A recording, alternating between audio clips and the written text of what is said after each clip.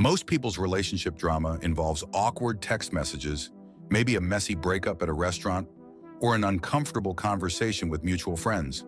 When you're Saudi royalty, your relationship drama can end with public executions, international lawsuits worth millions, or trials that make global headlines. The ultra-wealthy of Saudi Arabia live in a different universe. Money and power create a bubble where normal consequences don't seem to apply, until they do. Because when romantic relationships go sideways in this world, the fallout is catastrophic. Saudi Arabia's culture of extreme privacy means most affairs stay buried. Settlements get signed, silence gets bought, problems disappear before they become public. The kingdom's wealthiest families have enough resources to make sure their private lives stay exactly that, private. But sometimes things spiral so far out of control that no amount of money or influence can keep them quiet. From a princess shot to death in 1977 for falling in love with the wrong person, to a blackmail case unfolding in Bangladesh courts, these affairs show what happens when passion, wealth, and power collide in a society where one wrong move can cost you everything. This is the hidden side of Saudi Arabia's richest families. The relationships that went so wrong, they couldn't stay secret anymore. Princess Mishal bint Fahd. Some love stories end in heartbreak, but Princess Mishal's ended with bullets. In 1977, Saudi Arabia was even more isolated and conservative than it is today. The royal family controlled everything with an iron grip, and women, even princesses, had virtually no autonomy over their own lives.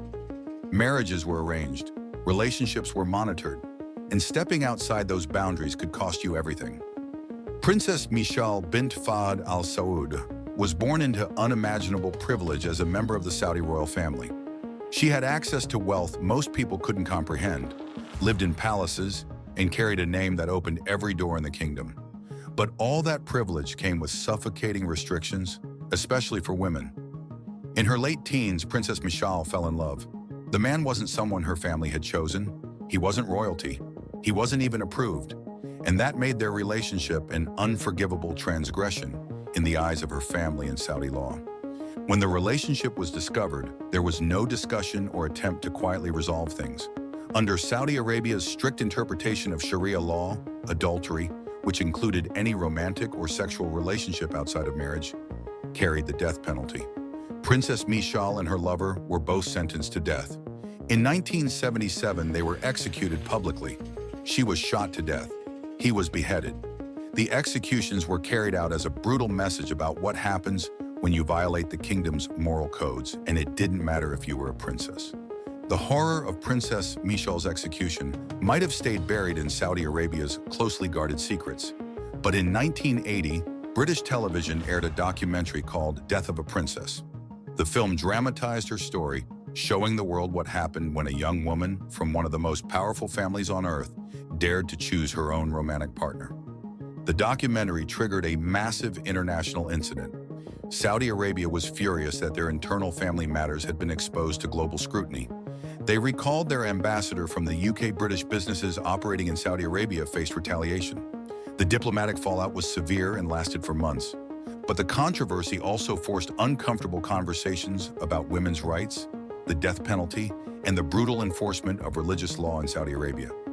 Princess Mishal's story became a symbol, not of a scandalous affair, but of the deadly consequences women faced for trying to control their own lives. Her grandfather, Prince Mohammed bin Abdul Aziz, personally ordered the execution. Even her royal blood couldn't protect her when she was accused of breaking the kingdom's moral laws. Janan Harb and King Fahd. Not every Saudi royal affair ends in tragedy. Some end in courtrooms with massive lawsuits and accusations flying across continents. Janan Harb is a Palestinian-Lebanese woman who spent years claiming she was the secret wife of Saudi Arabia's King Fahd. Not just a mistress or a girlfriend, a wife, married under Islamic law, entitled to all the rights and financial support that comes with being married to one of the richest and most powerful men in the Middle East. According to Harb, her relationship with King Fahd began long before he became king. She claimed they were married in a religious ceremony recognized under Islamic law, which allows men to have multiple wives. For years, she says, she lived a life funded by Fahd's wealth, luxury apartments, expenses covered, and the understanding that she was his wife even if the marriage wasn't publicly acknowledged. But when King Fahd died in 2005, everything fell apart. Harb claimed she was owed money and property from his estate. She argued that as his wife, she deserved a settlement that reflected the lifestyle he'd provided and the promises he'd made. The Saudi royal family denied everything. They didn't recognize her marriage. They didn't acknowledge any legal or financial obligation to her, and they made it clear she would get nothing from Fahd's estate. So in 2015, Janan Harb filed a lawsuit in London's High Court.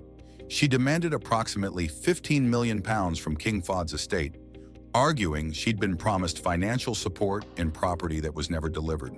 She provided details about their relationship, the gifts he'd given her, the life they'd shared, and the commitments he'd allegedly made. The case dragged through the UK legal system, with Harb's lawyers arguing she deserved compensation for years spent in a relationship where she'd been promised security and financial support. The royal family's lawyers countered that her claims were unsubstantiated, that any relationship she'd had with King Fahd didn't create legal obligations, and that she had no right to demand money from his estate. In the end, Harb's lawsuit was largely unsuccessful. The courts didn't find sufficient evidence to award her the massive sum she was seeking. But the case itself was remarkable because it pulled back the curtain on the secretive, romantic lives of Saudi royals. King Fahd had been one of the most powerful rulers in Saudi history. During his reign from 1982 until his death in 2005, he oversaw massive oil wealth and wielded enormous influence across the Middle East. The idea that he'd maintained a secret wife, or at least a long-term mistress, while publicly married to other women, wasn't shocking given Islamic law's allowance for multiple wives. What was shocking was that it became public at all. Janan Harb's case showed that even after a king dies, the romantic relationships he kept private can resurface with legal and financial consequences. It also exposed how difficult it is to prove claims about secret marriages when the other party is dead and the royal family denies everything. Prince Saud bin Abdulaziz. Some affairs are passionate, some are toxic, and some end in violence so brutal it shocks even hardened criminal investigators. Prince Saud bin Abdulaziz bin Nasser Al Saud was a grandson of Saudi Arabia's King Abdullah, which meant he grew up with wealth, privilege, and the assumption that his royal status would protect him from consequences. In early 2010, he was in London with his aide and traveling companion, Bandar Abdulaziz.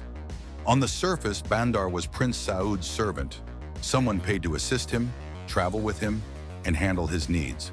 But the relationship was far more complicated and far darker than a simple employer-employee dynamic.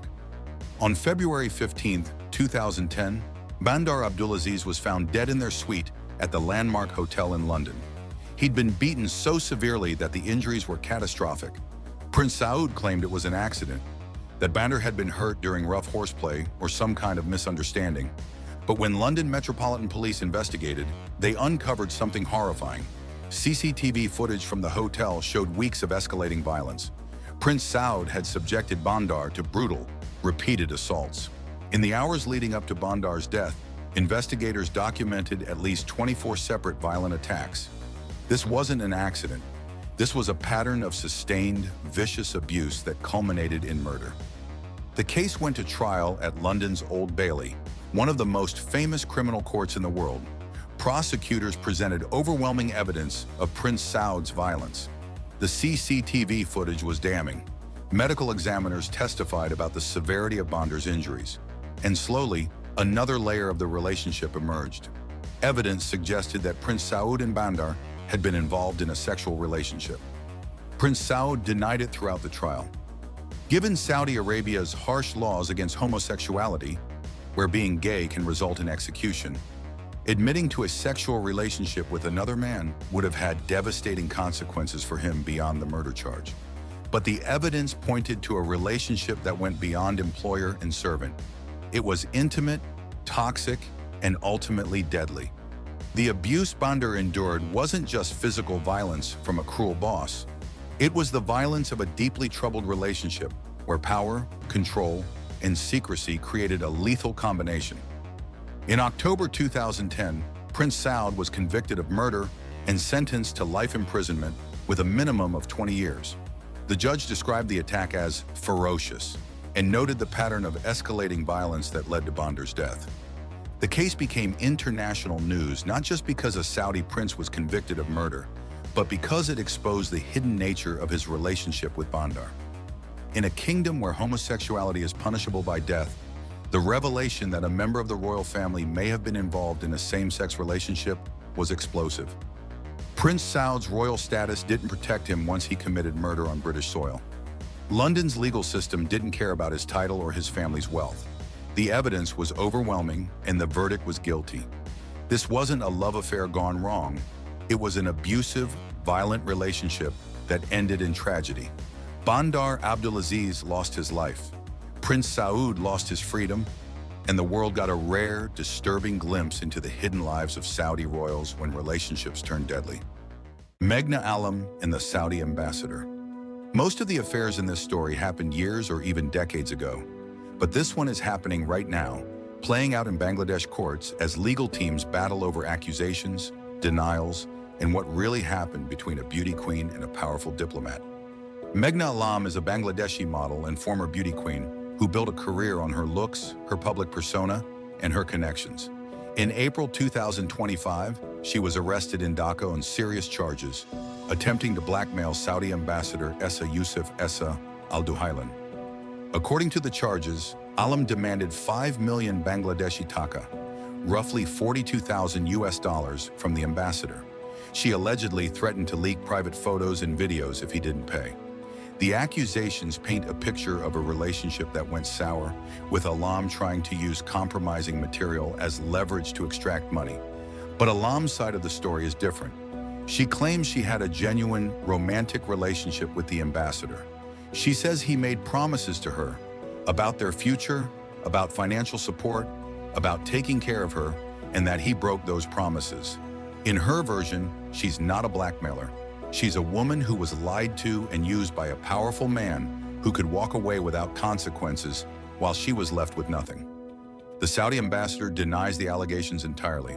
His legal team argues that Alam is attempting extortion, that any relationship she claims they had is fabricated or exaggerated, and that her threats to release private material constitute clear criminal behavior. This is where things get messy. In cases like this, it often comes down to he said, she said, with no clear way to verify who's telling the truth. Did they have a relationship? If so, what kind? Were promises made? Was Alam genuinely trying to blackmail him? Or was she trying to hold him accountable for commitments he'd allegedly made? Alam was denied bail and remains in custody as the case moves through Bangladesh's legal system.